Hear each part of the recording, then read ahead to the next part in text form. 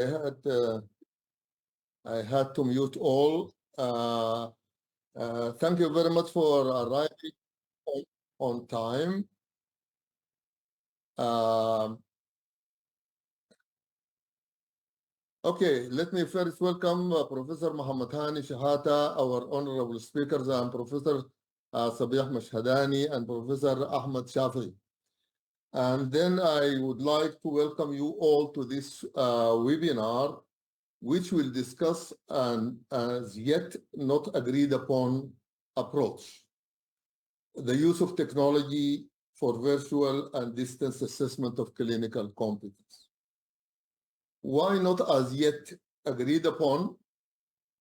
Among the many reasons, some are explained by Everett Rogers' diffusion of innovation theory and the technology acceptance theory and model by Venkatesh and Davis.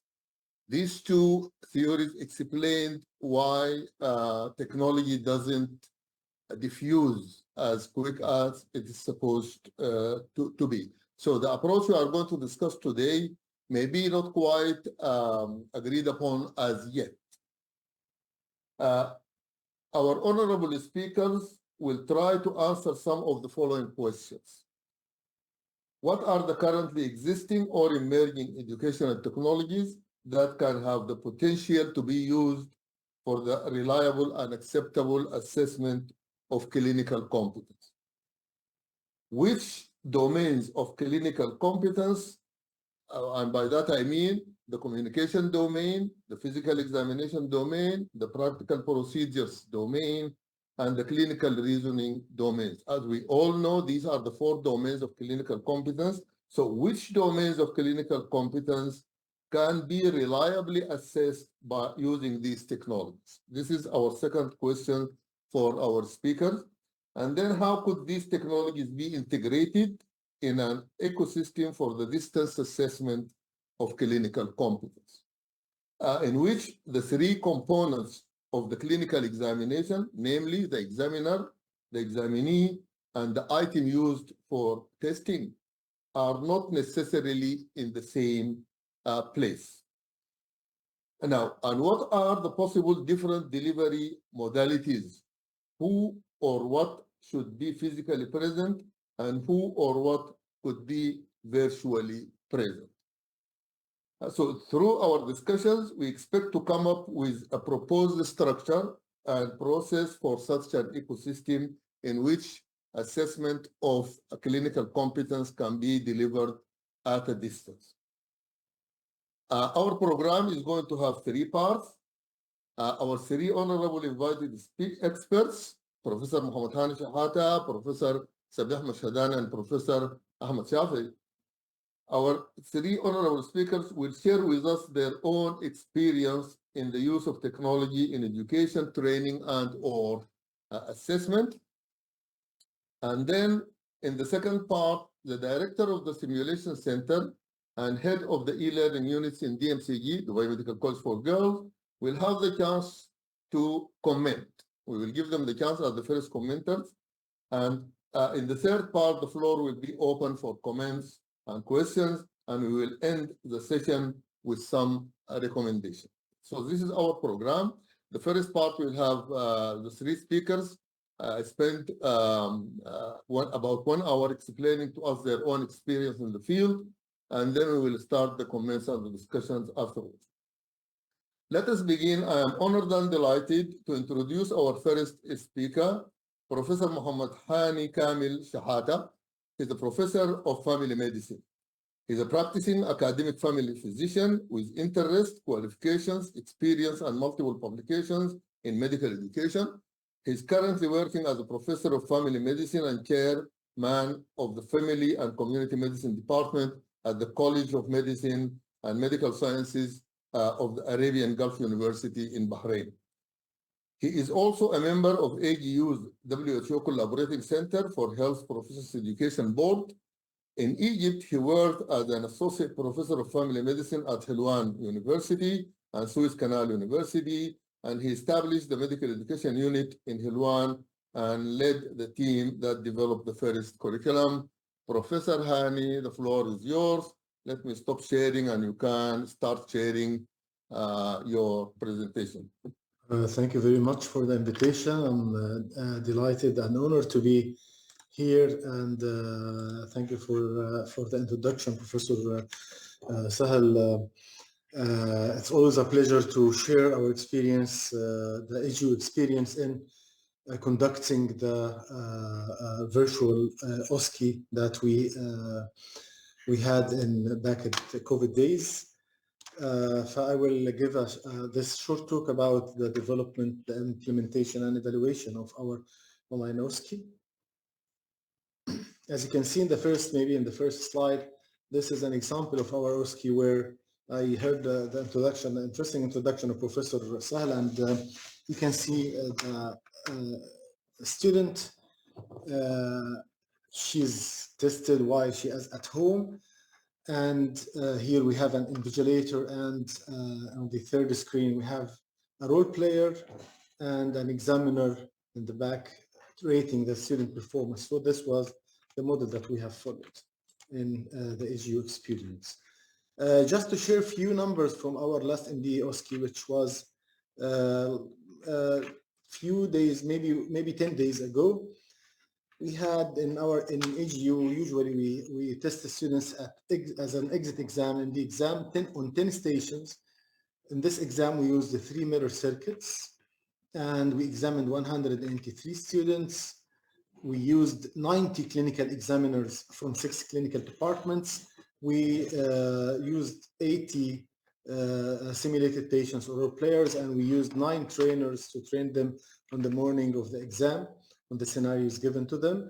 We employed or used faculty and administrative colleagues as invigilators. We used 36 invigilators, and we use 5 IT support personnel. Because we are going paperless, and we are using electronic evaluation sheets for the OSCE stations. And the hours for the exam were 14 hours and endless hours before the exam in preparation, including the item writing, revision, with training of the examiners and training of the role players and all the stuff that you know. As you can see, OSCE is a resource-intensive method of examination or assessment of clinical skills. And if you want to transform from face-to-face OSCE to an online OSCE, you will only add more layers to this complex and resource-intensive exam. Back in 2020, the world was hit by the COVID, and we had an unusual situation because this university in Bahrain is a regional university and serves the 6 GCC countries. And we had our students in their last or final rotation of the year. Then the lockdown happened, the students left to their countries and couldn't come back to Bahrain to be examined by any means. We had to find a solution to graduate the students in order to serve their countries as frontliners. And we managed to put our resources together and decided for the online OSCE design. So what happened in brief? We started to align the vision with stakeholders from the departments and decision makers in the school. We analyzed the current situation and identified the strengths, the limitations, the resources that we have, what do we need to add, what are the precautions of the infection control at that time. And we planned also for the venue. Are we going to bring the role players with the examiners in the same room, or we are going to put them in separate rooms? So these were some of the essential steps.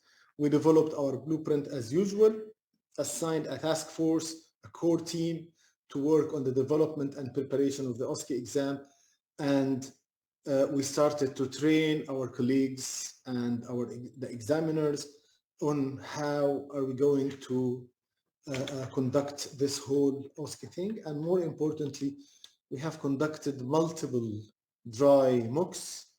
First, we started with dry MOOCs, then we started with end of rotation exams. We tested all the aspects of the online exam, the technology, the devices, the knowledge of the examiners. And this picture represents a trial with the examiners with no students. It was our first trial where everybody was trying to touch the ground of how this will be conducted. Based on the lessons that we have learned from running the mocks of the OSCE exam, we realized that we need detailed written instructions for everybody because it is a very complex and unusual situation. So we have developed multiple documents and guiding forms for all who are involved in the OSCE exam: department secretaries, department examiners, IT supporting staff, and whoever is involved in the coordination of this huge work. So this is the online MD OSCE. There are some differences in the numbers of or the human resources needed. For example, in the online MD OSCE, we could have more circuits because what limits us to the three circuits that we are currently doing in the face-to-face OSCE is the venue. We don't have enough rooms to test the students properly and have them rotate in proper circuits. No, in online OSCE, we can test more students in less time. Number is almost the same, examiners are almost the same, but the invigilators are much less. In the conventional OSCE, you are using around about 36 invigilators to conduct 3 cycles of the exam over 1.5 days. But on the online OSCE, we only needed pre and post-exam invigilators and 1 invigilator per circuit to go from one virtual room to the other room to invigilate for the exam. But on the other hand, instead of having 5 IT support personnel in our conventional OSCE, in the online OSCE, we needed to use more than 30 IT support personnel, and most of them were not IT support personnel. They were department administrative colleagues, department secretaries. We have conducted training for them to help support, provide IT support and support the examiners in case of any problems emerged. And of course, in addition to the preparation, the usual preparation for OSCE and writing the stations and training the examiners, we added a second layer of technical training on how to use Zoom, how to share the screen, when to close the instruction for the candidate when the station starts. So these are the features or the main differences between the online OSCE that we had back in 2020 and our last OSCE, conventional OSCE that we had 10 days ago. On the left side of the screen, you can see that some of the differences.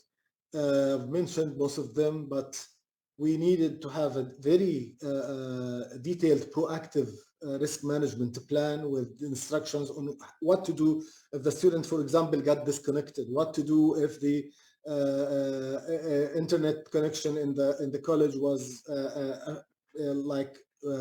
weak. So we imagined the scenarios that could happen, and we developed stepwise approach to solve each problem. We needed more means of communication between each other in the online OSCE. In the conventional OSCE, we used to, as everybody knows, run from one circuit to the other circuit and maybe use WhatsApp groups to coordinate. And yes, we can start with like in circuit A, for example, it starts at 9 o'clock, while circuit B in reality starts at 5 minutes past 9. But in the online OSCE, that was not the case. We all started at the same time. Even when we paused for technical issues, we needed to pause on the same time. We needed to keep the students invigilated in a way, proctored in a way, in order to prevent the contamination of the exam material. In the online OSCE, it is very easy to move the students from one breakout room to the next breakout room. It's much easier and takes less time than the actual conventional OSCE. The control of students, keeping them proctored, was a challenge. And of course, in the online OSCE, we used mock exams where students were involved at some point of time, and these mock exams were perceived very positively by the students. And the conventional OSCE, We don't do this for the MD exam. However, the students were examined in the end of rotation of some of their clinical rotations using OSCE. They are familiar, but it was a plus for the online OSCE. How did we do it? As mentioned, we had everything written in details. Who will be responsible for each panel? All of these names on the right side of the screen are colleagues, administrative colleagues who are providing technical support in this circuit. And there is a pre-test invigilator, as you can see, and time of report of the team and who's the department secretary who is responsible. And we needed to create WhatsApp group for each circuit and for all the circuits to be able to coordinate and synchronize among each other. The first thing in running the exam was setting the software, adjust the settings. The students are going to be moved. How are they going to be moved? What's the duration of the breakout rooms? How are the examiners are going to be assigned? Are they going to select the rooms or be assigned automatically or by the exam host? So this exam host was mainly myself and then some colleagues. We managed to do this together. We needed also to check for sharing is working. Examiner is familiar with screen sharing, with showing the PowerPoint with the student. The video and the recording is going on. Audio settings and the examiner is audible well with this, by the students. And we use this excellent. This was a suggestion, and this is based again. All of the details of the exam were generated based on the mock exams, the trials that we have conducted. So in one of the trials, somebody came with a colleague from the English department actually came with this excellent idea of having a spreadsheet colored with where each cohort of students has a different color and which is the assistant colleague who is assisting the host of the exam can identify the students by having their pictures, as you can see on the right-hand side of the screen. So we use this to track the movement of the students and that we are moving the students according in the correct order, and that this is the students that should be moved, identified by name and by his picture in from the records of the university, the registration. This is an interesting feature that we have used for two things. For invigilation, making sure that the student is sitting alone, not wearing any headphones, sitting alone in the room, that this is the student, identify the student by the ID, by the picture, and by name. And having them in a pre-exam room will help us keeping them proctored while the others are being examined. So we managed to examine two cohorts of students or two groups of students on the same set of OSCE items without having any risk of contamination, because the two groups are being proctored some way, either being moved between the breakout rooms or being kept in the pre-exam room. And of course, this is again another breakout room in the Zoom program. And in this stage, they receive the instructions of the exam, another awareness session of what will happen. Then we use the broadcast message function to inform, instead of the usual conventional bell, we use this to inform the students about the time left for them in each station, and then we rotate them, take them manually from one room to the next room. While the student being moved, after they are being moved, they are moved to a post-exam room. They give their feedback, and in this meantime, the other students being proctored in the pre-exam room are moved into the breakout rooms of the exam. This is how the post-exam room, this is one of our colleague doctors, actually the Vice Dean for Clinical Affairs, interviewing the students who finished being rotated in this circuit about their feedback, and she's connected with us, the exam host, and we will inform him that all the other students are inside the rooms. You can release this group of students. So they are being proctored pre-exam, during the exam, and after the exam. What's the evaluation? Exam has excellent content validity as evaluated by the examiners and the heads of departments, good representation of common problems. The urgent question by Prof. Sahel, Prof. Abdulmanam is, can the exam assess all the domains of clinical skills? No, this version of the exam can assess communication skills, counseling skills, history taking, clinical reasoning skills, but no assessment of psychomotor skills using this approach. Criterion validity was also very good. Reliability score, Cronbach alpha was very good, and standard error of measurement was also acceptable. Students accepted the exam in a very good way. Their feedback was mainly positive about the exam. They like that it's recorded. They like that because they may have some kind of complaints later on. So the whole exam is recorded, unlike the conventional OSCE in our setting. They didn't like being proctored in, like moving the camera around the rooms. They felt, and their colleagues were watching, they felt that this is a shortcoming of this exam. They didn't like that they couldn't do physical exam. It's a simple thing that they think that they can collect grades by doing. They said that some of the examiners had higher expectations from them, and they didn't consider their concerns and the current circumstances of being at OSCE. Examiners' feedback was also very good. Almost strongly agree with the organization, the safety, maybe concerned a little bit about the physical distancing, which is now revealed, its truth is revealed, but they liked most of the aspects of the exam. Educational impact was also inferred from students' responses as positive, and they focused while studying on how to approach common cases, how to interpret investigation findings, how to use communication skills for information gathering, and for providing explanations and health education for the role players. So these are the areas that they have focused on. It was feasible, considering that we managed to use the resources that we have as much as we can. If you would like to have it in numbers, we've transformed the total faculty time expended. This is, of course, an amount of money that we did not spend, but if you calculate the time spent on this exam, we only managed to needed 4 laptop computers, fast ones, to be able, in addition to the desktops in these offices of the faculty, where they were sitting during the exam, the desktops were already there.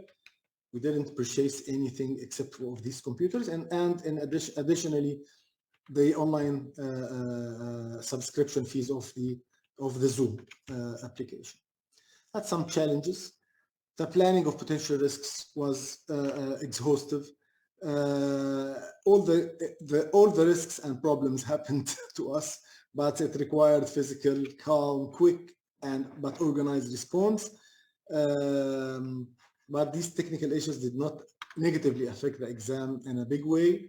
And we had the chronic OSCE problems that we still have, and we are trying continuously to improve. These are the advantages of the online OSCE. You can move the students very easy. You can control the time and synchronize between the circuits in a better way.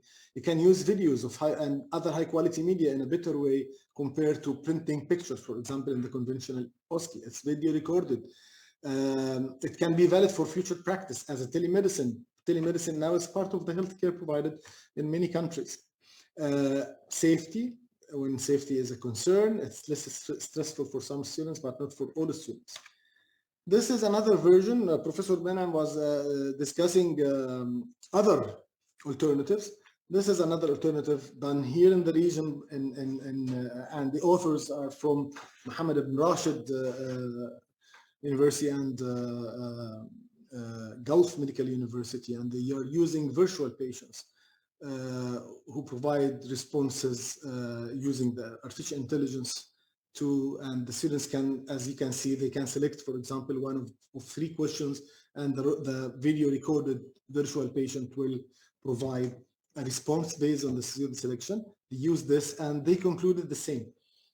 This virtual OSCE is acceptable, reliability is good, validity is acceptable, but it cannot also assess, of course, psychomotor skills.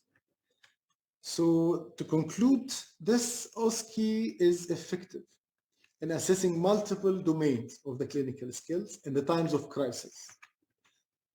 However, personally, I believe that assessment of psychomotor skills is best achieved on real patients with real clinical signs. This is best to be done in the workplace-based, using workplace-based assessment tools during the clinical rotations or even after the clinical rotations in some kind of summative assessment. However, a hybrid form of OSCE can use a mixture of online stations for history taking, health education, counseling, clinical reasoning, interpretation of investigation findings.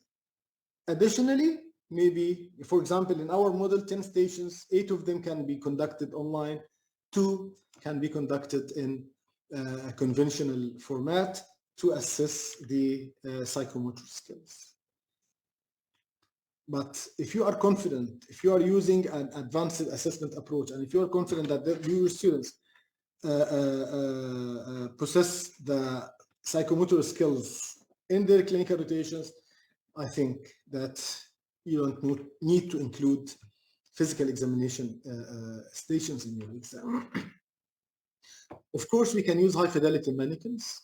We can combine whatever virtual reality, mixed reality with haptics, and help assess some psychomotor skills of students, but this remain resource intensive alternatives.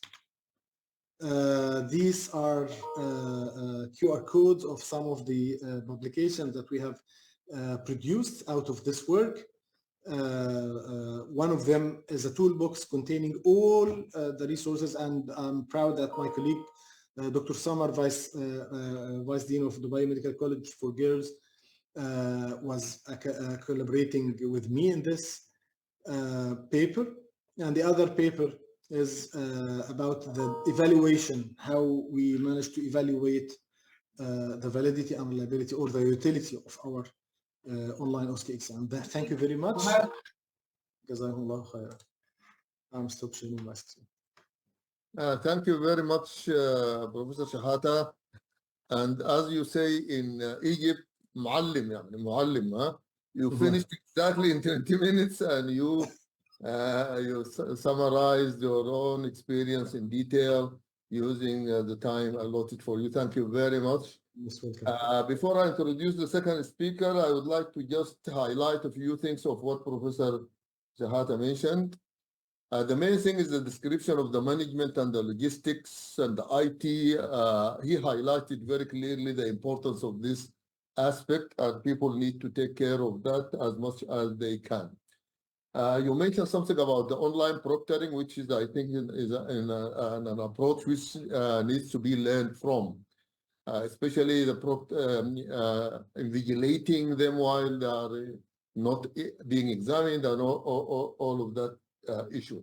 You very clearly highlighted that this approach, the one you used, will only assess communication skills, whether history taking or giving advice or whatever, counseling, etc., and also the cognitive clinical reasoning skills. But the two psychomotor skills, which are the physical examination and the procedures, cannot be assessed using the environment you use.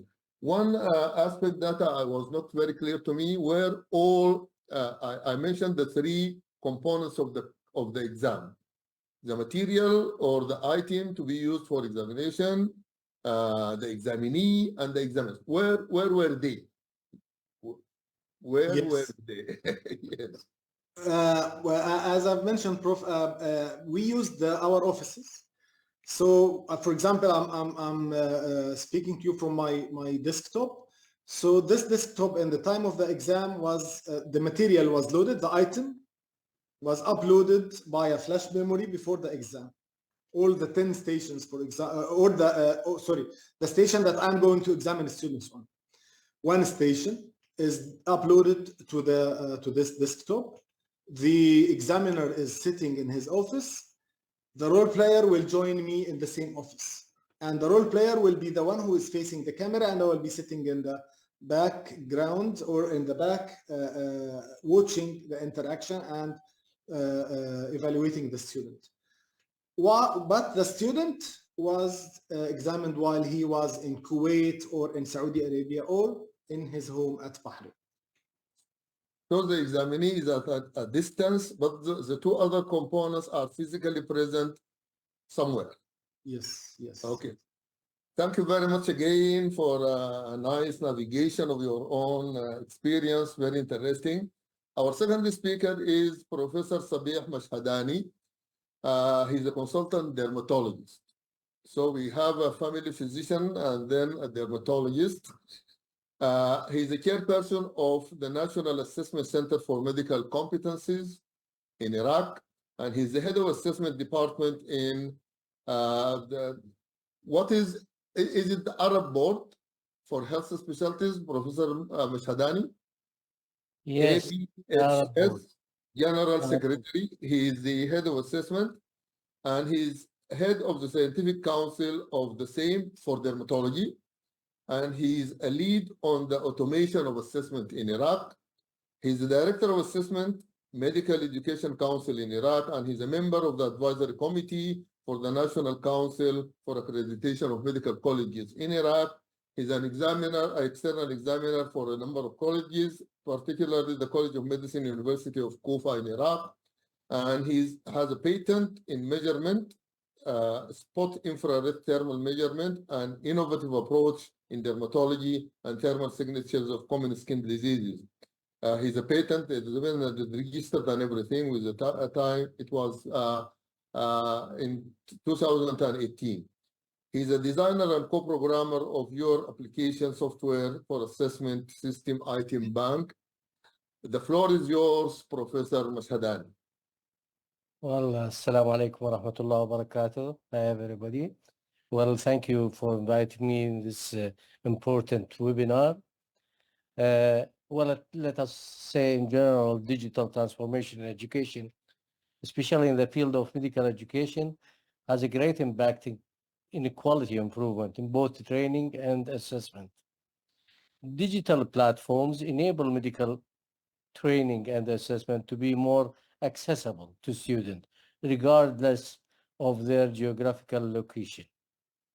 It has led to the development of high-quality interactive learning material, such as virtual labs, 3D models, and simulation. These tools provide students with the opportunity to practice and visualize complex medical procedures and concepts that would be difficult and sometimes unethical to replicate in real life.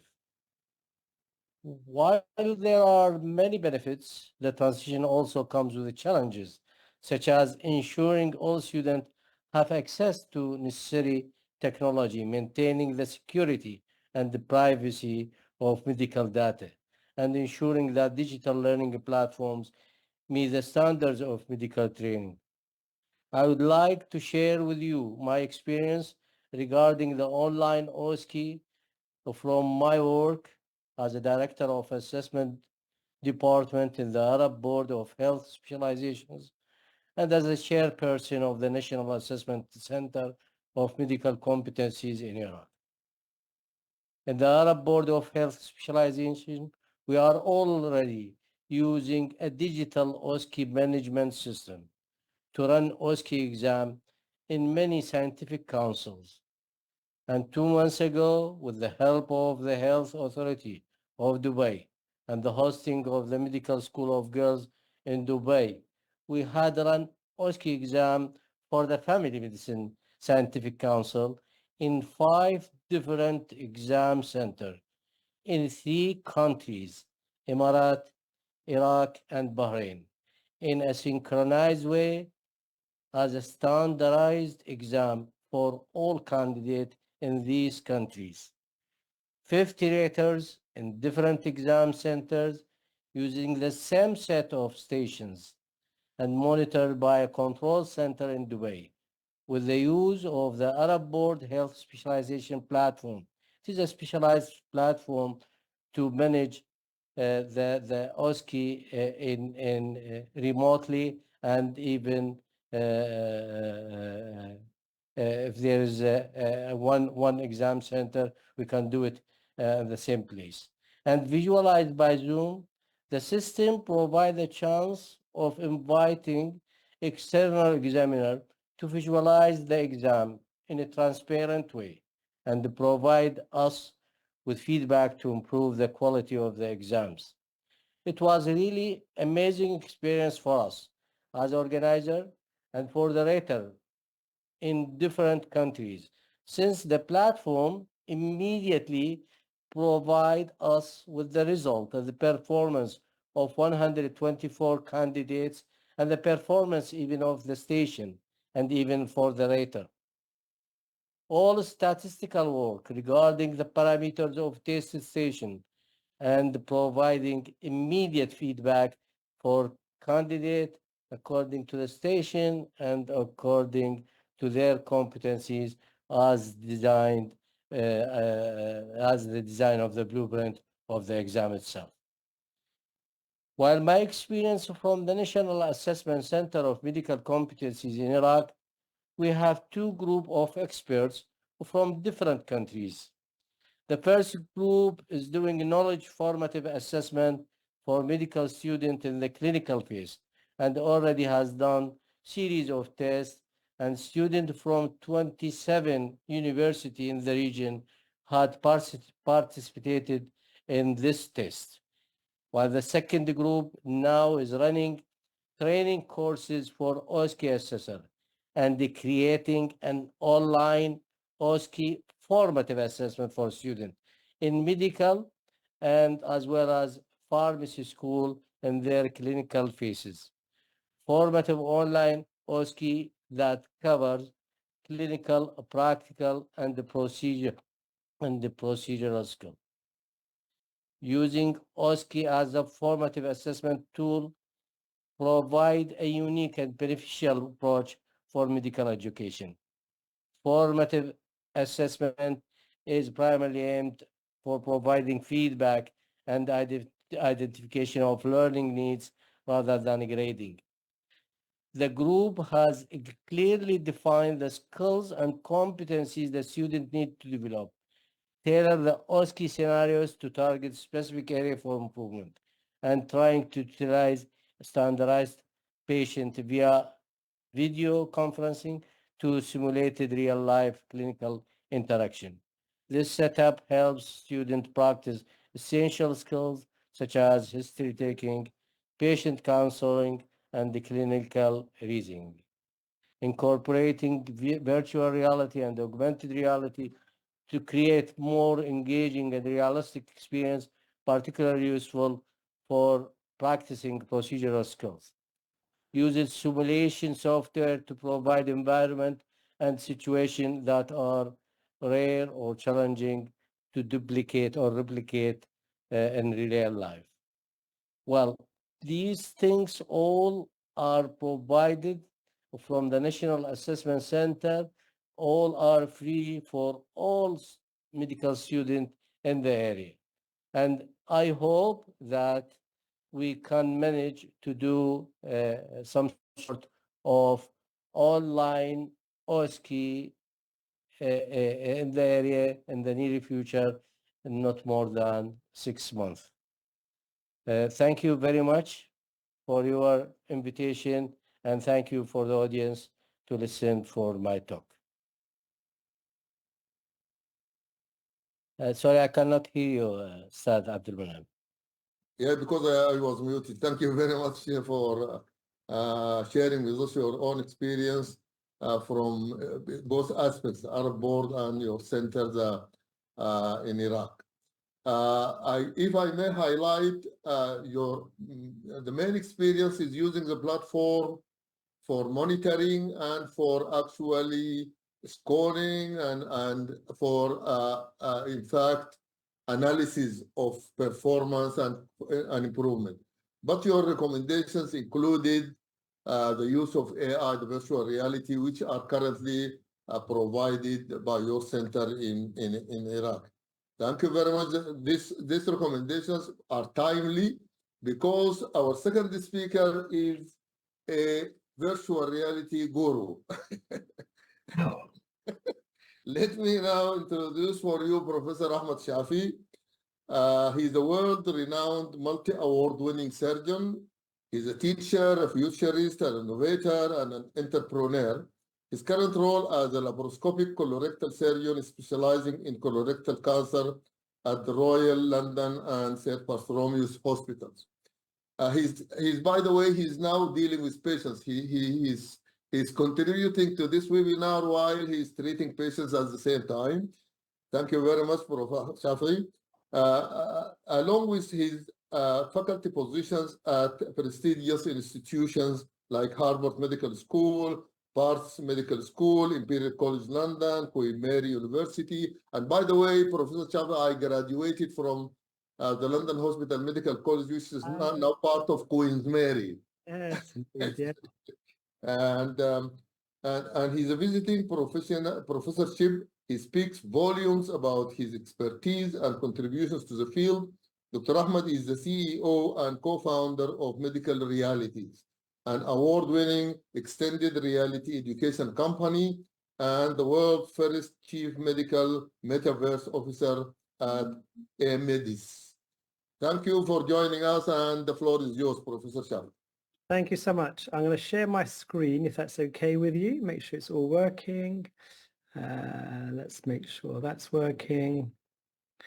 And then share sound. Let me know whether you can see my screen. Yes. Lovely. Hopefully, if you have any issues, just let me know, stop me if the videos don't play or whatever, and we'll do what we can. So I was giving 20 minutes by Professor El Mahdi to talk about my experience in XR and how we envision the future of OSCEs and also surgical medical training. I was Associate Dean of the Medical School for 10 years at Barts and Head of Surgery for best part of 2 decades. So I've spent a lot of time thinking about how we train the future generation of doctors. So here's kind of a story. The first thing to think about is where we are in the context of digital education. I'm really pleased to see that so many of you already embraced digital education post-COVID, and it gives me great kind of insights into what's possible as we go forward.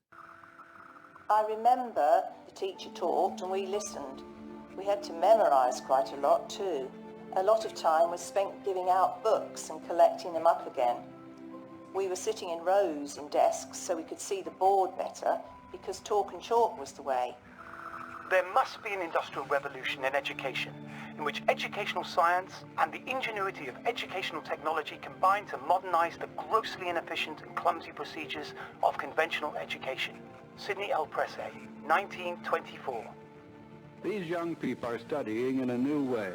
A computing calculator designed for use in high school classrooms has created tremendous excitement among educators.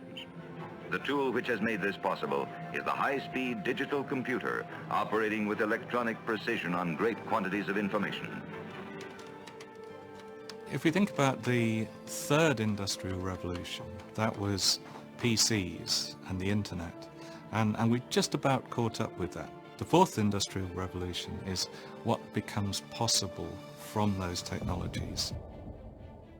Industry 4.0 is the next big shift in the way that manufacturing operates. Digital know-how is going to be hugely important, and then people will need to be flexible because the world will change. The future workplace and future societies, we're still moulding them as we go, and technology is one of the main pillars in what is shaping what the future will look like. The pace of change is remarkable, with the introduction of these exponential technologies creating a paradigm shift to create Education 4.0. That's kind of where we are, and I think you'll know that now, post-COVID, that we're thinking about a continuum of learning using different modalities to enhance the education experience. XR, let me tell you a bit about XR and my experience over the last decade, and we're one of the very first people to use XR for training. So on the one hand, you've got augmented reality, which is obviously overlaid information using smart glasses. We can see the outside world. Virtual reality, where you're enclosed in a virtual space. We can't see the outside world, have virtual worlds. In the middle of it, you've got what's called MR, mixed reality, And then you've got this concept of holograms, avatars, in creating what's called the metaverse. And I'll describe all those things in more detail and what we've been doing in that space. Of course, AR is smart glasses or overlay of goggles with information. And we have many, many smart glasses available now to do remote collaboration, remote training, and not just OSCEs, but actually assessment and also remote surgical training. And we've been using those for a while. And we've seen these amazing glasses now with overlay information in real time. I've seen the launch of the Apple Vision Pro 3 months ago, which is now causing a lot of excitement amongst the community in XR.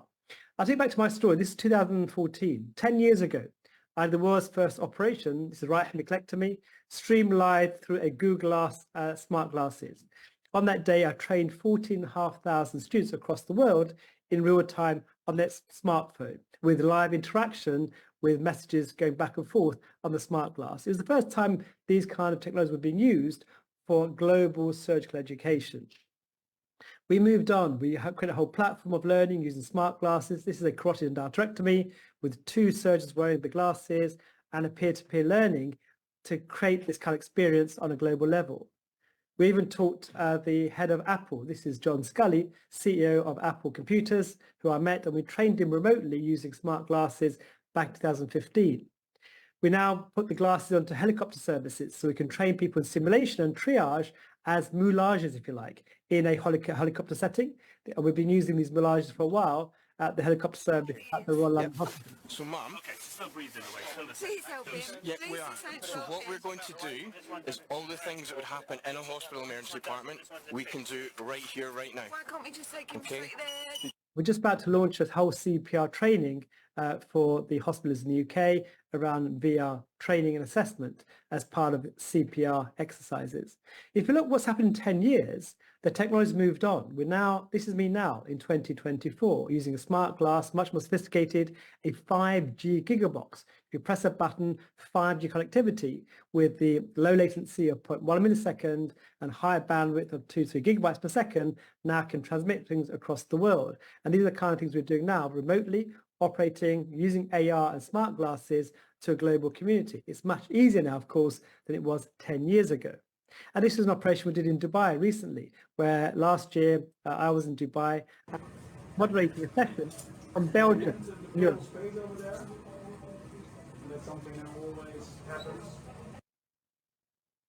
So you can see we're using even 3G connection. We can now transmit live across the world and, using these kind of low-cost technologies now, train people in simulation across the world. So we're seeing the technology, how it's advanced, how much easier it is. Also, of course, we're in a different state of mind. Post-COVID, remote training becomes a real entity for us to explore. We also used it in ambulance services. This is an MR device, for example, real-time monitoring of a patient by a paramedic. Information goes back to the host hospital, and the golden hour is now being much more sophisticated using remote learning opportunities using these devices. This is the ambulance crew in Italy, for example, in Milan, using it on a regular basis. And now we're using it in the UK with Vodafone as their connected 5G partner. What about virtual reality? That was AR. VR's obviously been in. It's not new. It's been around for a long time. Since the kind of 1930s with the old Viewmaster. Now, of course, we've got much more sophisticated smart goggles, much more cheaper, untethered, powerful. The Oculus, for example, Quest 3 has come out. We've got the Apple Vision Pro and others using now VR experiences. Google, Samsung came back into the fray, and now we have these devices that are much more affordable at a cheaper price point and very powerful computers in their own right. We're now seeing simulation being transformed using VR. This is orthopedic surgery, for example, in real time, showing how to perform a procedure. And we have now produced lots of these procedures globally, working with our partners and doing repetitive sequences of procedures allows you to train and reduce the length of training. We've seen people retain 80% more information than traditional models of training with a higher acceptance, more engagement, faster and quick learning. These are PwC's own data points showing how VR enhances learning experiences for our students. If we go back, then I did the world's first VR surgery, transmitted live a VR operation across the world to train 55,000 people in 140 countries using a 360 camera above my theatre at the Royal London Hospital.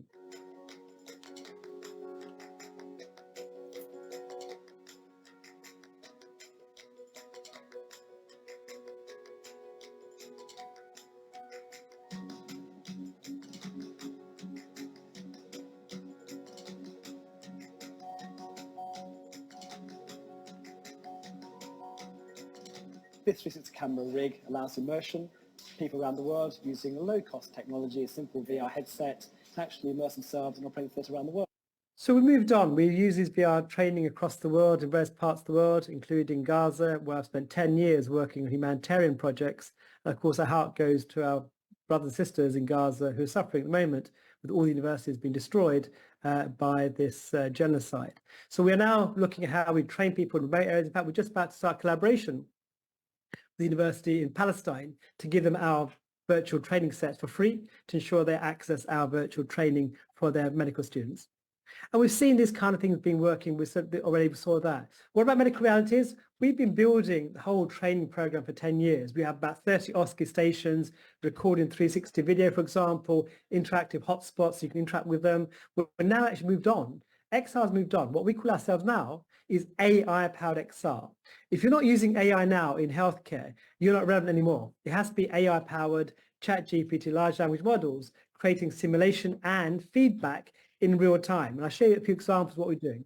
Introducing AI-powered XR. Immersive training combining artificial intelligence, virtual reality, 360 CGI environments, and interactive 3D content.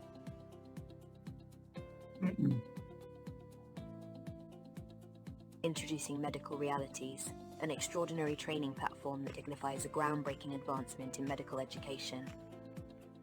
Within its extensive content library, you're granted exclusive entry to over 30+ live immersive recordings. Whether it's routine medical procedures or complex surgical operations, you're invited to a front-row experience, all while comfortably wearing your XR headset. Get ready to elevate your medical training like never before.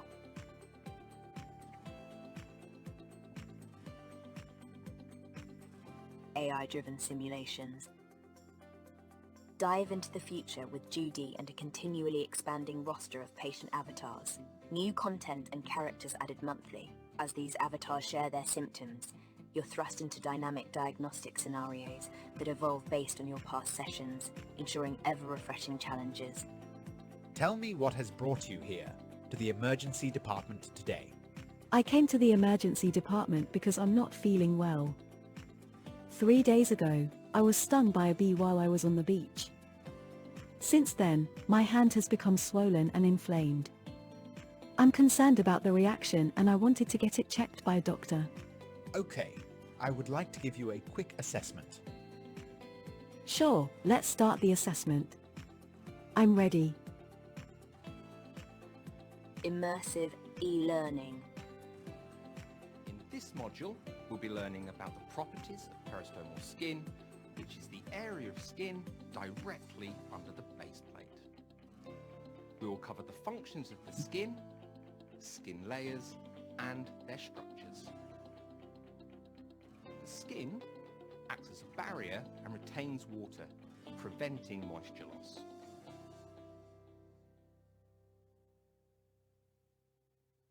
Collaborative training modules. Hello. Do you know why you're here today? We are going to be working out where the stoma will go. So I'll stay in hospital until I'm confident with the bag. Okay, now let's get you ready on the table for your sighting. Okay.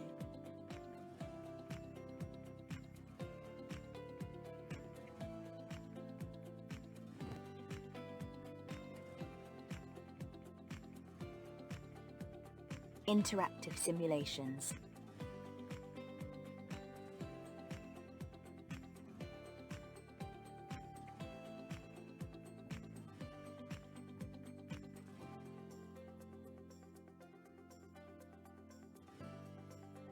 Your personal AI learning assistant, powered by a variety of large language models, including ChatGPT. Imagine a brilliant study partner that's accessible every second of every day, ready to engage in enlightening conversations that enhance your grasp of the content. Hello, AI assistant. Can you tell me what is an appendicectomy? An appendicectomy is a surgical procedure to remove the appendix, a small pouch-like organ attached to the large intestine. What is the function of the appendix in the human body? The exact function of the appendix in the human body is not fully understood.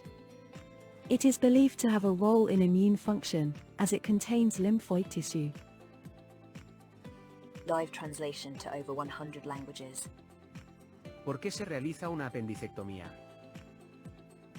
Se realiza una apendicectomía para extirpar el apéndice, que es un pequeño órgano ubicado en la parte inferior derecha del abdomen.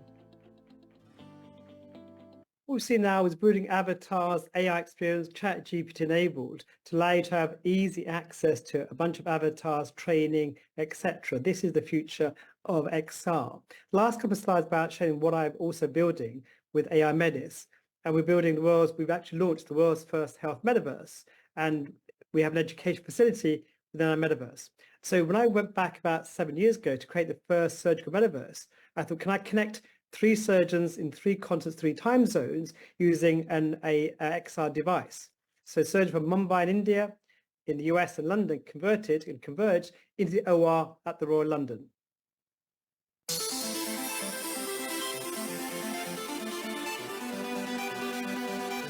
Hi everybody. Hi Sophie.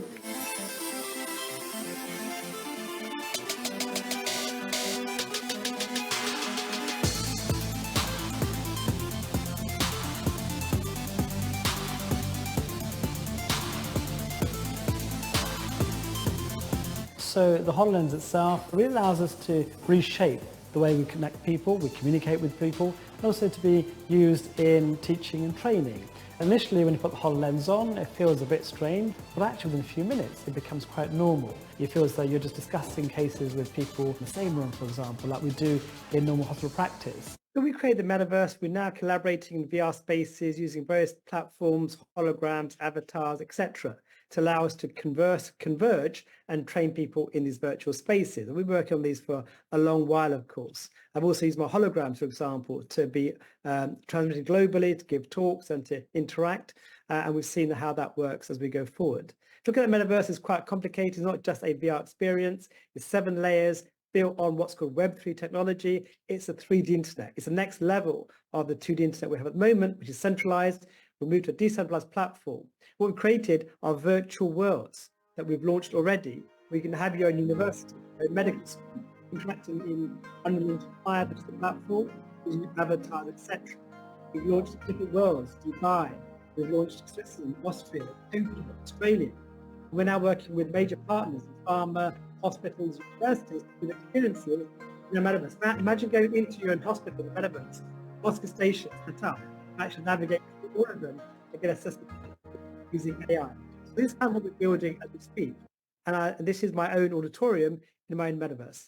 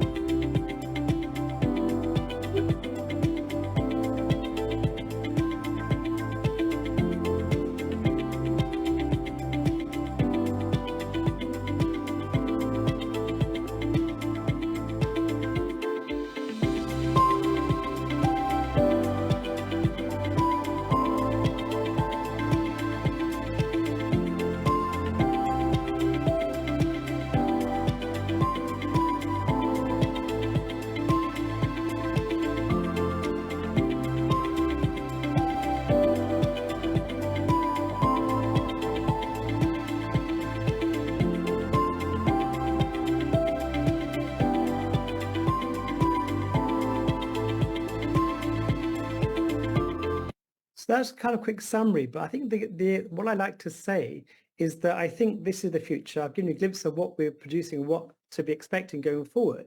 But I think having virtual OSCEs built in VR with AI-powered learning, AI feedback, automatic assessment is where we need to be heading. I'll have to work with you guys to build whole experience around that and test it out on the students in Dubai and other places. Thank you so much for your kind attention. Thank you very, very much for this journey, interesting journey. Maybe I have just one question for you, and then we will start our discussions. You mentioned the previous speakers, both of them mentioned the AI powered and the virtual reality and the metaverse as recommendations. And you are in the field of virtual extended reality.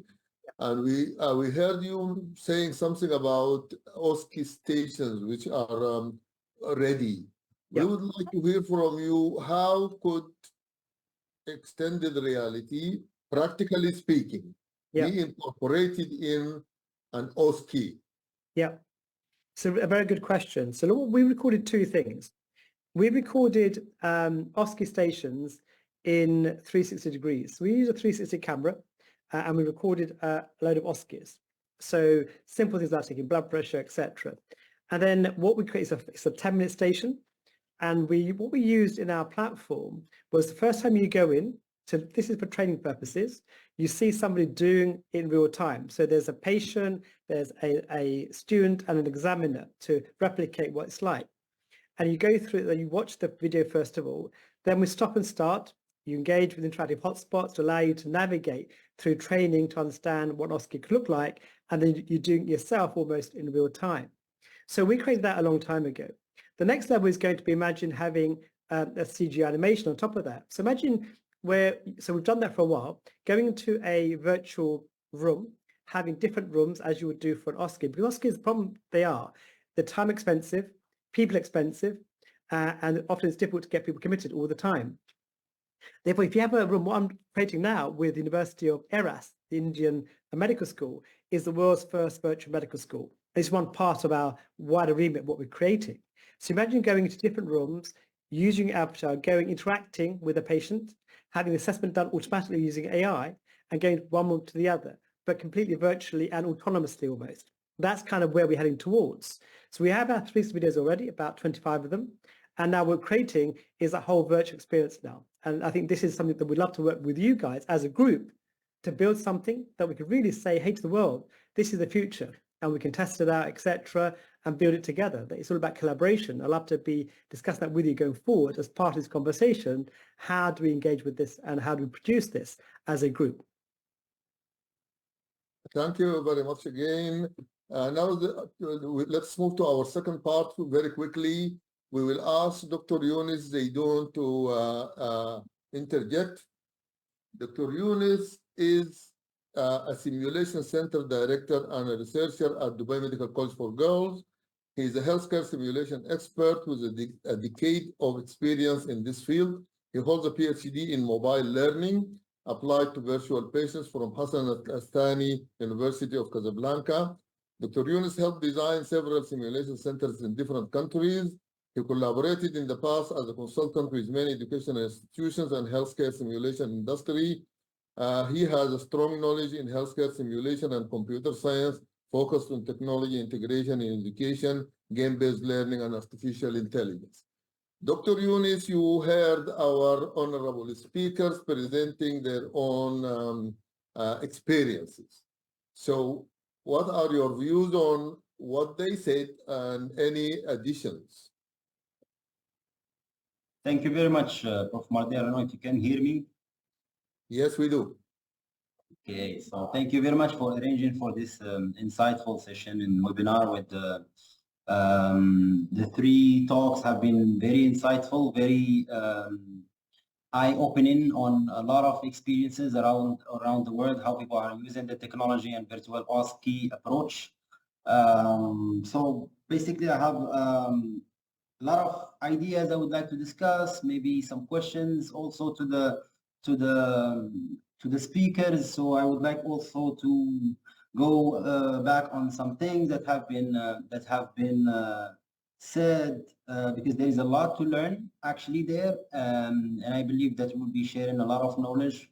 So the first one is for our first speaker, Dr. Shahata, because I believe what have been exposed is the result of the pandemic, and the work that they have been doing is actually incredible because I followed the talk, and throughout the talk explaining how logistically they have been handling all of that.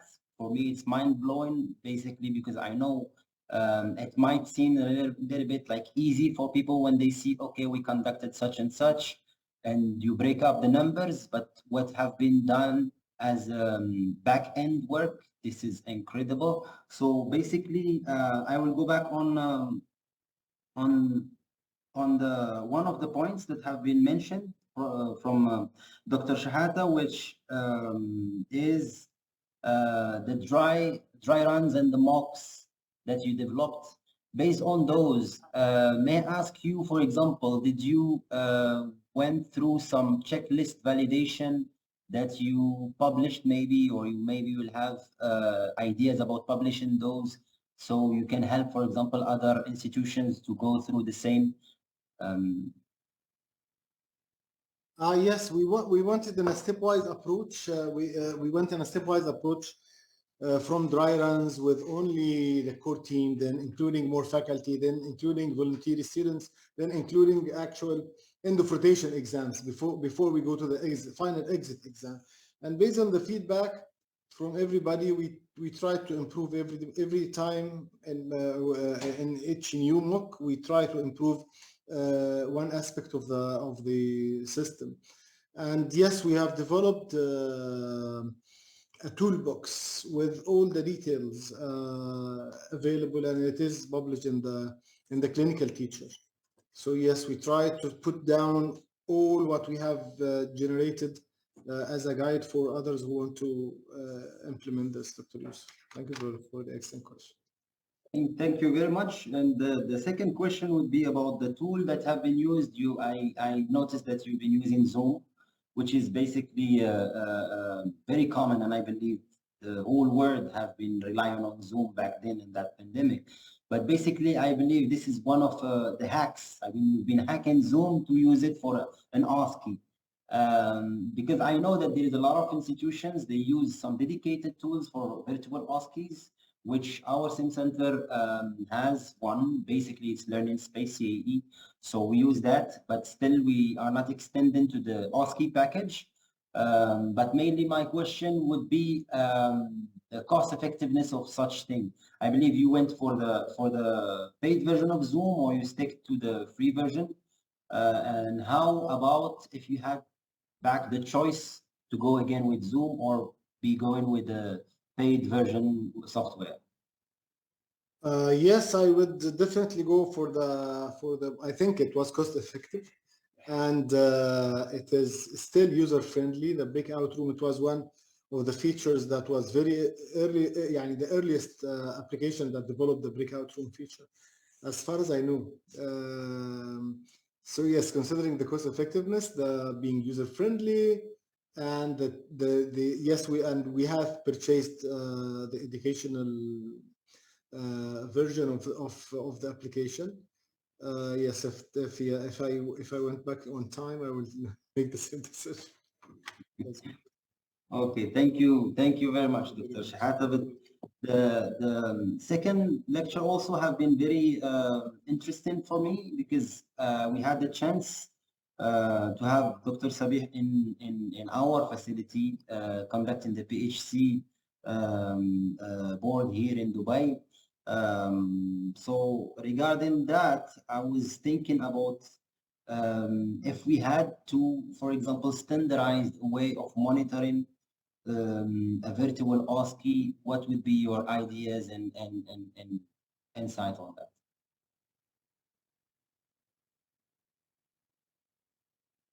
I don't know if it's still there with us.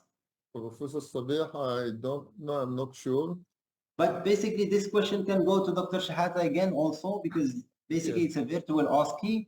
So for example, do you think that a way of standardizing such an approach to OSCEs as virtual, so we can have a guideline with best practice, and based on your experience, I believe you are one of the pioneers to give us such an feedback. Yes, I was honored to be involved also in the Arab board exams in family medicine as a family physician myself, and we had this experience very early in 2020 in May. Actually, in May we have conducted all the exams, and the lockdown was in March. So the Arab board here in Bahrain, they turned to us asking to help them. We have multiple versions of this online OSCE based on the needs. According to the needs of our exam, we have designed this. According to the needs of the Arab board, for example, here in Bahrain, they have the Irish board, an international accreditation of the assessment. It's not a board, but it's an international accreditation. So they need some observer to control or to monitor what's happening. We developed another version of the online OSCE using Teams, Microsoft Teams, Yes, different platform, where the interaction, there was no interaction, but the external examiner from Ireland, he couldn't fly to Bahrain. So we use the computer as cameras only in the primary healthcare centers, where the external examiners can jump from one room, actual clinic, to the other clinic and monitor the exam.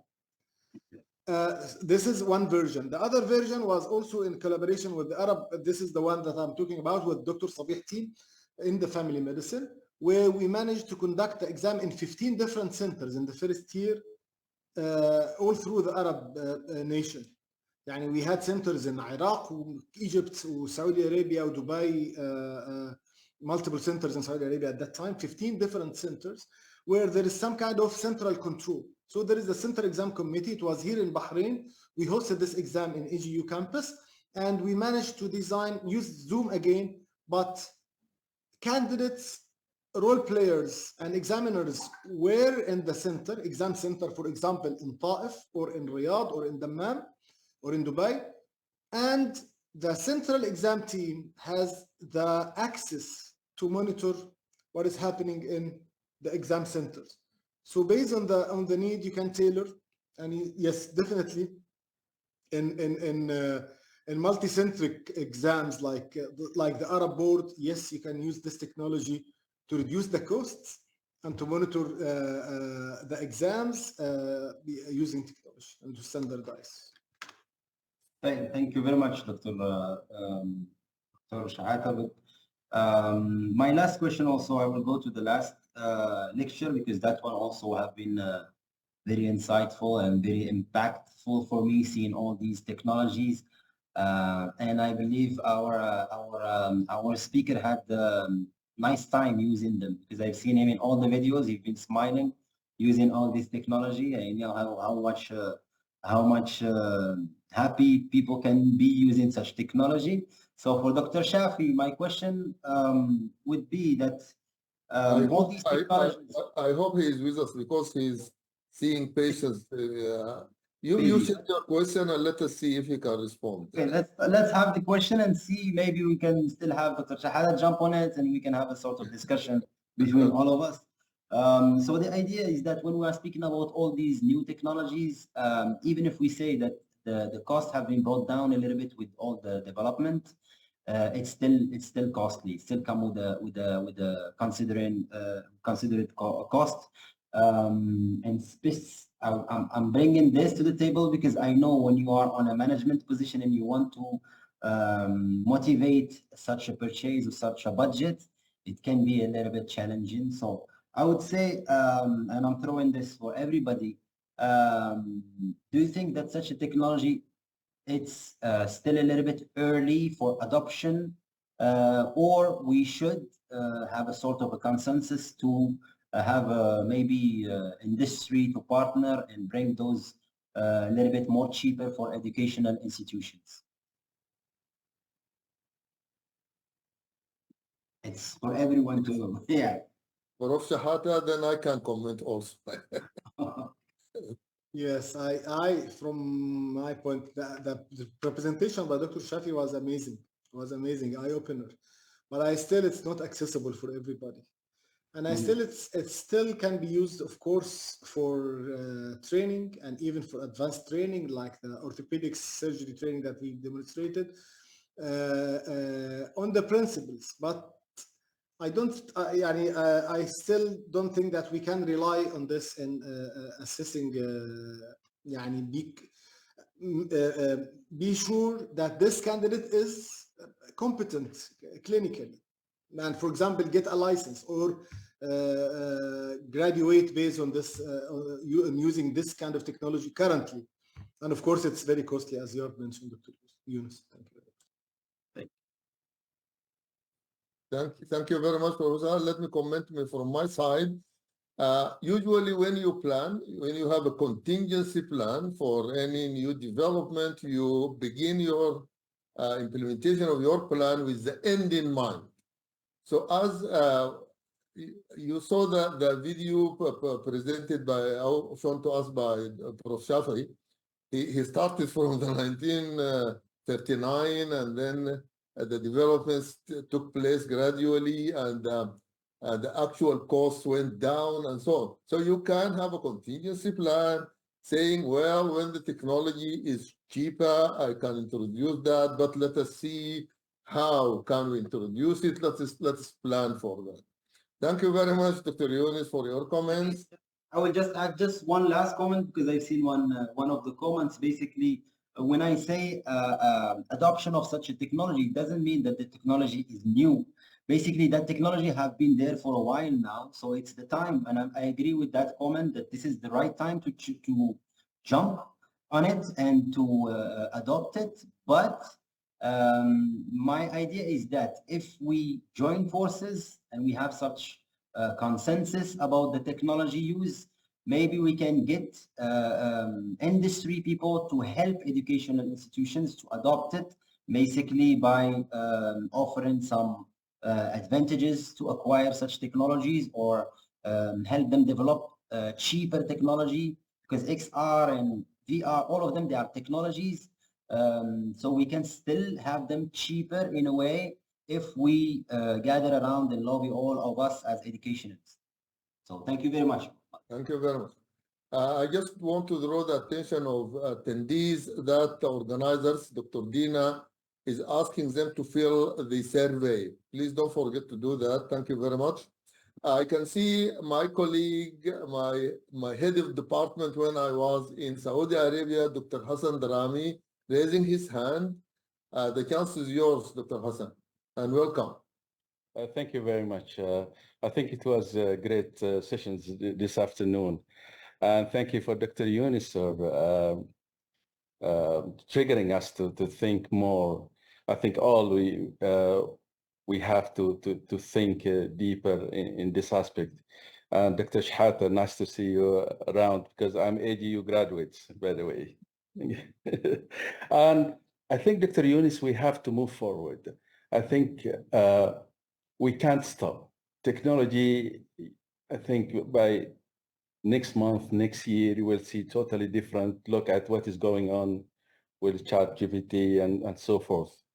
But of course, within the range of our capabilities and within the range of our objective, our target, where we want to reach and how to use it. I mean, adopt it and adapt it at the same time.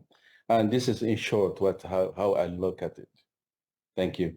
Thank you very much. By the way, I worked with Hassan Darami in Imam Muhammad bin Saud University.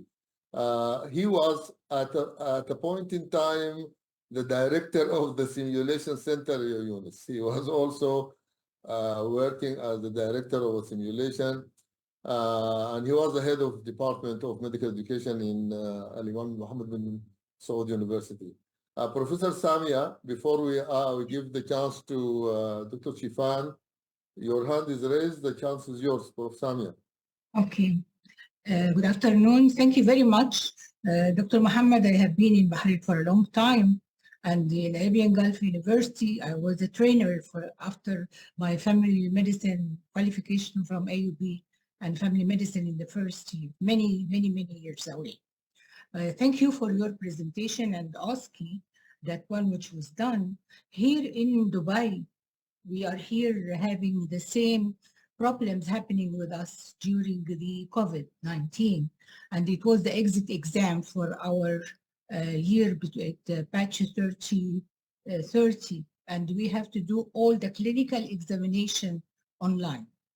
And so the doctor was making as if he is the patient, and he start to give the history, and the examiner, the patient, the student himself, they will be asking about the history. Then we ask what to do the physical examination, then what investigation are you going to do, and then we are going to show ECG or some interpretations, and what's your differentials, and we go through the cases as a clinical case. And really it was a new experience for us. And I was thinking how we are going to do this final exam, exit exam in MBBL, and we are doing only without patients, but it was successful, and we managed to get the students getting out.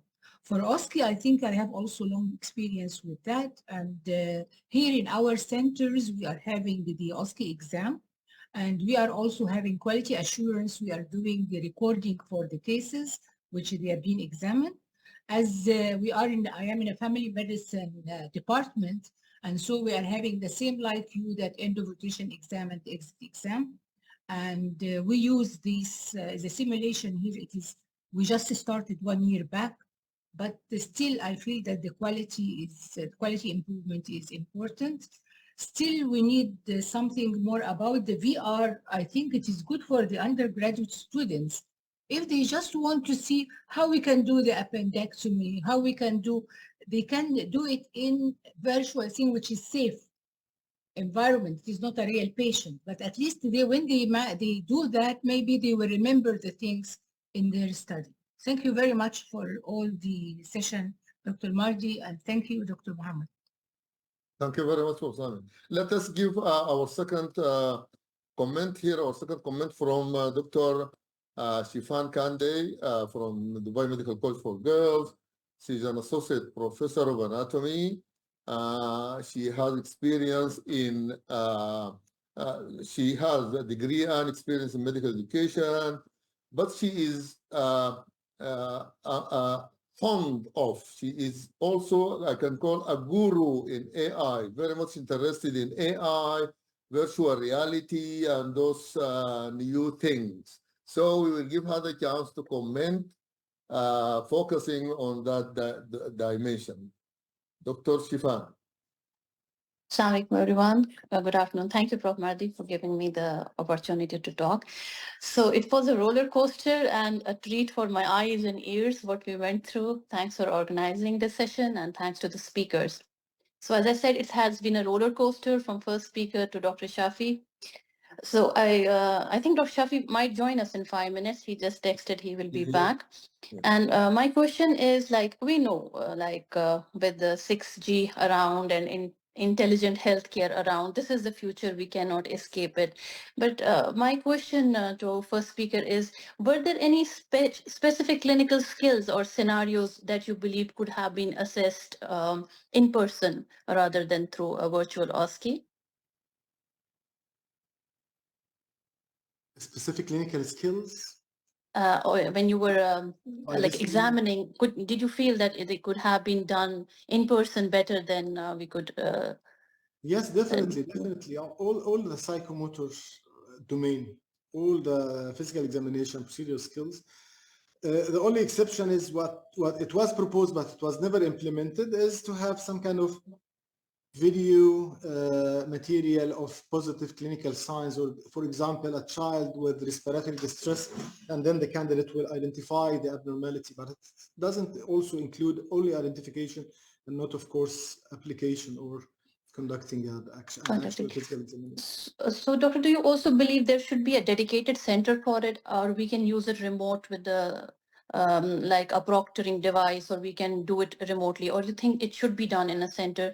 Because our future, like for the universities and colleges, should be to think now whether we need to have a dedicated virtual OSCE center, or we can trust the candidates remotely with these testing softwares which are available.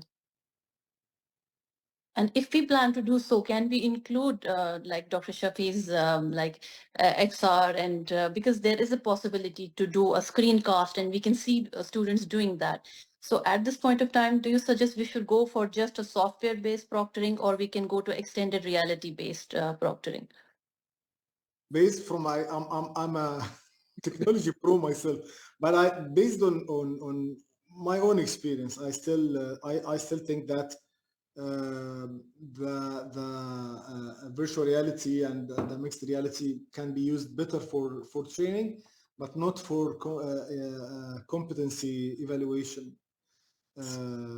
Yes, of practitioners or students. Practitioners. Because this was a question raised by a student that for haptic feedback, usually from the handheld devices, how do you make sure that you did a fair assessment? So these might be the challenges, and I would have liked Dr. Shafi to give us some insight on that because he's using it profoundly. So anything about any reduced realism in the patient scenarios and how we can reduce it? How to make the cases more realistic? Did you work on it after the feedback from your exams? Yes, definitely. It's an ongoing process, and it's not only linked to the virtual version of the OSCE. It's an ongoing quality improvement process where we are trying to improve the scenario writing skills of the colleagues in the various departments, and also the acting skills of the role players to make it as much as we can, as real as possible. However, my own impression regarding the virtual or the online OSCE is that the acting skills were pretty good, and as a telemedicine consultation situation, it mimics an actual telemedicine, where the patient is a little bit shy to share. Shy. So, yeah, so I think yes, for a telemedicine consultation, yes, it was good, and I still think that a hybrid approach, joining or combining the online with the face-to-face part where you can really test the psychomotor skills is the best. Yes, yeah. I think that's the future, and we are all heading towards that, inshallah. Future. Thank you. Thanks a lot. Thank you very much, Islam. Thank you, Prof. Now we will open the floor for comments and questions from the audience, but we will start with Professor Ahmed Sayed, also a colleague of mine. He's raised his hand before everybody else. So go ahead, Professor Ahmed. Okay, can you hear me? Because I'm in the middle of conference, so there might be some background disturbance. Just to say, number one, I'm sorry I joined it late because I was in a meeting in a conference, but we would really like to have the video. We have some experience. We cooperated with Stanford University. For the last 4 years, we've been doing virtual OSCEs using a platform called Entrust that was developed at Stanford and Caltech. And we have been using it in Africa in 18 different countries. We have published the data about its validity and reliability as opposed to normal OSCEs. And this year we tried it. We're yet to publish. We're hoping to publish very soon, using it for our students in the undergraduate. Because of the situation in Sudan, of course, we had to find other ways. So it's really quite a very simple platform, easy to learn, based on gamification. And in fact, because we had problems of finding computer labs, so the Stanford Caltech, they adapted it so that the students could use it on their mobile phones. Now, my concern at the moment is how do we make sure that we test for skills properly. For knowledge, for critical thinking, that is no problem. That is very easy to be done with this platform that we use. But for competency-based skills, it's a bit of a way to go. Now, we do have another project, again with Stanford, that with their simulation center there, that we're developing how to test competency at a higher level. But for undergraduates, examination of the abdomen, examination of chest, that I think we still have some way to go, but we're looking at it. So I really would like to see your video to see what progress you've done there. And thank you very much. Thank you very much. Maybe I need to comment a little bit about these psychomotor skills. Professor Shahata mentioned something about showing videos to students and asking them about what they see. This we call, in our training sessions, we call this identification of signs. While the actual physical examination psychomotor skills is for the elicitation of signs, the ability to actually perform physical examination to elicit the sign. But testing, whether you know this type of murmur or this type of whatever in a virtual environment is possible. There are papers written on that, on its validity, predictive validity. Would students who could identify signs virtually, could they be able to identify the signs in real life? Yes, they were very high validity. So the psychomotor part of it, which is the physical examination, this is the challenge. This is the challenge. Also the procedures. Also the procedures, we need them to actually perform the procedure. With this can be tested in an environment, a simulated environment, and how can we actually design the ecosystem that brings all of this together in one big ecosystem that can be used for the distance assessment of clinical competence. It is Hassan Drame again. Yes, Hassan. I don't know what will be in the future, but for time being, I think for the psychomotor part still, we need to have either simulated patient or real patients in order to test for them to test their competency. So now it comes to my mind now as a learning, why don't we have kind of psychomotor part as part of the exit exam, but during the end of rotation? For example, if I've been through the OBGYN, we make sure that he's passing that part of psychomotor. Then we have a lot easier part to do what we use, whatever Zoom or online exam. This is how I look at it. Still, patient to patient, even the communication skills. Probably we see more if the interaction between real patients or simulated patient with the candidate during the exam, during the OSCE. But some of it will be covered if we do an online. And this is my view. I don't know what the future is. Probably it'll be better, but this is Exactly. You Thank don't you. know what the future holds with all of these avatars and metaverse. You never know. Anyhow, let us keep an open mind. Any questions before we go into comments or questions? We go into summarizing the recommendations. Any questions or comments? And is Professor Shagri back or not yet? Professor Mashhadani, are you back? Yes, sir. Yes. So what our speakers actually shared with us relates to the different technologies which are potential candidates to be used for an integrated ecosystem, to be used for the virtual and online assessment of clinical competence.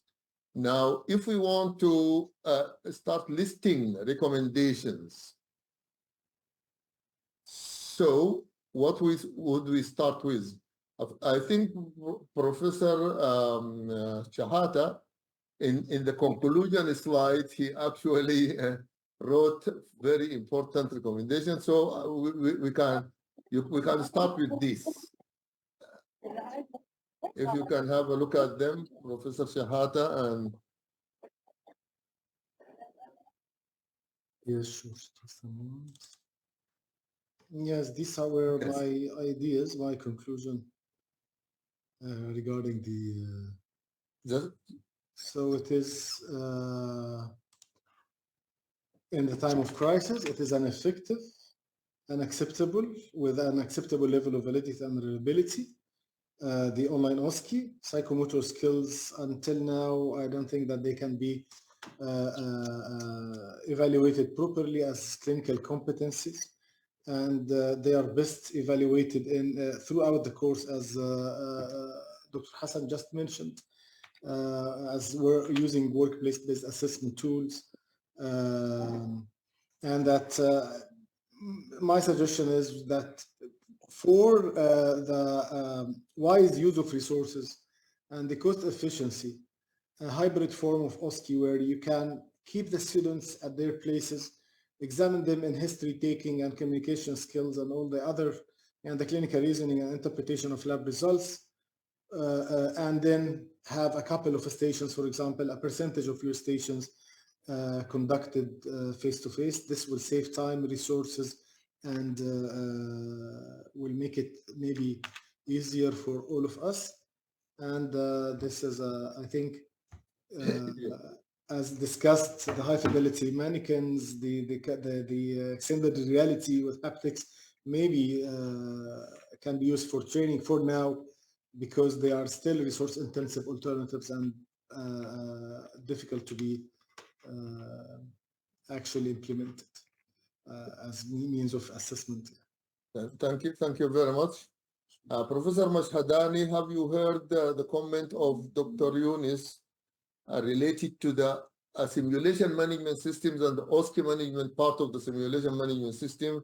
Can we add that to your own experience, Mashhadani, Professor Dani, about the management and the monitoring of the environment and your tremendous experience in this field? Have you heard what Dr. Yunus said? Well, thank you very much, sir. What I'm thinking is we have, I recommend doing formative OSCE online formative assessment. It is very important to do it frequently, get feedback, and improve things accordingly. Include all the VR and AR in the system, and include the platform that manage the administration of the test in a proper way, and get the result and find actual data and do the statistical work and give feedbacks for all people, student, rater, and the station creator. In this way, I think we are going ahead to find something, some solution for all means. Regarding the psychomotor skills, I think it's better to divide it in as Miller pyramid. We have to concentrate on the know for the skills, for the know-how for the skill, and later on we will find some way to demonstrate that in a virtual matter. Thank you very much indeed. Thank you very much. Probably Professor Shafa is still seeing patients. Okay, from the audience, do you have any sort of recommendations to add to what Professor Shafa and Professor Mashhadani listed? Any proposals?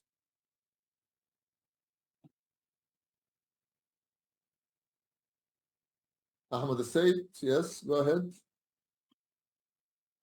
I just sent on the chat a website for something called the Self Symposium. We've been working with Intuitive Foundation. Intuitive, for those who do not know, are the biggest makers of surgical robots in the world. Now, they have a foundation that had a $5 million grant that we were part of to test, to develop, and this is for higher skills. So at the moment, they have something to laparoscopic ectopic pregnancy, external fixation, stopping of bleeding, and plastic flaps. Now, these skills, the trainee, he does the simulator by himself. He's given a model of how to do, for example, for the laparoscopic ectopic pregnancy, it costs him about $50 to do that. We tried this in Sudan. It was very successful. For the external fixator, something about $70. So a group of them get together, they do it, and then they are given a way of how to test themselves. So we can now test psychomotor skills, and we have 30 different modules These are the 4 that we tested.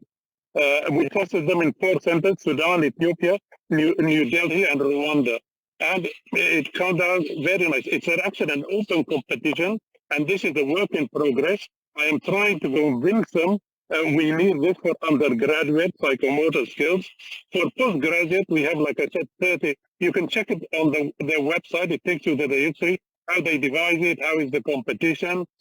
We ourselves are trying to do something about airway management to develop that, but we're some way from it. But the idea is that a simulator built in a cheap way in a third world country that tests psychomotor skills. At the moment, like I said, it's for postgraduates only. You know, in Sudan Medical Specialization Board. But we are pushing very hard, and we have a conference in Malaysia in August to try and push for undergraduates. So your recommendation is so that's one. I think to reach out to these. The recommendation is to reach out. There are 4 or 5 groups. This is one that I'm working with in the world that I'm working on developing modules for psychomotor skills for undergraduates, how to test since the COVID pandemic. So in the States, there are 3 of them. Stanford, I think, is by far the lead with Intuitive Foundation. Okay, thank you very much. And this will take away, you know, we cannot afford, you know, unfortunately, at least in Sudan, we cannot afford virtual reality at the moment. We need these cheap ways that we can do it. So so your recommendation is to opt for cheaper simulators rather than virtual reality and AI on all of these products. You know, the products that we have, they include AI. They are AI cheap simulators. Okay. Thank you very much. Any more recommendations? Unfortunately, Professor Saba is not back, and I cannot pronounce your name. Is it Gamma something? Yes, go ahead. Assalamu alaikum. Now you can recognize me. This is Jamal Al-Shallali. Why your name? Write your name properly. I haven't written my name. Actually, you wrote when I excuse me, when I submitted my my registration. I was given this name, but I'm very. First of all, I'm sorry I joined late because I am in Oman at the moment. And I joined first at 12 o'clock, and then I didn't find anyone. And then we had a meeting, and then we came back, and that's it. Thank you very much for the very interesting, although I came at the end, and I would like, of course, to put a request for the video. There are 2 points. I mean, I think we all agree that the psychomotor skills is a bit difficult. And actually, I'm asking, is it really necessary if you are going to see patients in the hospital? And do we mean to stop that? And if we are going to see the patient in the hospital and in hospital environment, how far do we really need to pursue this type of, why do we want to change this type of classical hospital contact with patients in hospital environment and the real thing? One point that came to my mind is that the best player in this, what do you call it, the Sony player game of football will not make you Messi or Ronaldo.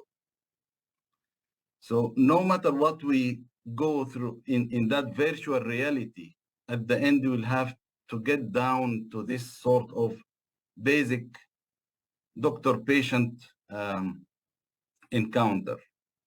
So this is one point which I just want to say that yes, going through all the new and developments is excellent, but in the end we are going to face the patient face to face. Secondly, I don't think we in Sudan or in any less developed countries, we don't have problems such as this. Our patients are very cooperative till now, hopefully. And we only find this problem with patients in, the epidemics in very sophisticated countries, in private settings, and so on. So these are just two points that I wanted to highlight. We should pursue developments, but at the same time, we should not cut ourselves completely from the hospital and the real world. Thank you very much. Thank you very much. Thank you very much, Lali. Professor Sabih, is your hand? Yeah. Yes, please go ahead. We will never replace facing patient and dealing with patient. We will never. Because we don't want to replace that. Prof. Shadani and Prof. Jamal. We don't want to go into the argument of the title of the webinar. What are the available technologies and to what extent can we integrate them? Okay. The only thing we are doing, there should be a transitional period before facing a real patient. It is, you can do everything, you can repeat things, you can give feedback, you can do formative assessment, and you can prepare your student to face a patient. Please don't rush that student, early student. He don't know anything. He cannot, the first trial on a real patient, it is really unethical to do so. Please do adopt all the means, the virtual reality, whatever you can do, if it is feasible and accessible, and then go ahead to the real patient and do whatever the needed in the training of psychomotor skills and assessment. Thank you very much indeed. Thank you very much. Thank you very much. Hassan, we wanted to close, but yes, go ahead. Just for the last, because it's very nice to learn from everybody's here. I think whatever exercise what we're doing and at the end we assess, then we look at the bigger picture. This is a teaching and learning and training. I think whatever available tools, we use it. Why not? And probably will be expensive right now, and the future will be cheaper. And of course, for the medical legal as well, instead of going directly to the patient, let us go stepwise. Why not if it is available? This is how I look at it, i.e. teaching, learning, training, and improvement. Thank you. Thank you very much. Actually, the lawyers say for everybody there is a case for and a case against. So for any issue, there is a case for and a case against. Thank you very much for the attendees to start with, and then I am quite thankful, and I speak for DMCE. Thank you very much, Professor Muhammad Hani Shihata and Professor Sabih Mashhadani, and if you can hear us, Professor Ahmed Shafi. And by the way, he told me make it 4 o'clock UK time. I did I subtracted 3 hours, and yes, this is why there was a confusion. So I was the cause of the confusion, but I am very thankful to him. When we discovered that, he said, no worries, I can squeeze some time between patients, and then he participated with a very interesting and beautiful presentation about the future. Thank you again for everybody, and let us see you later in another activity from the DMCE. Thank you very much. Thank you so much. Thank you. Thanks. My regards to Bahrain.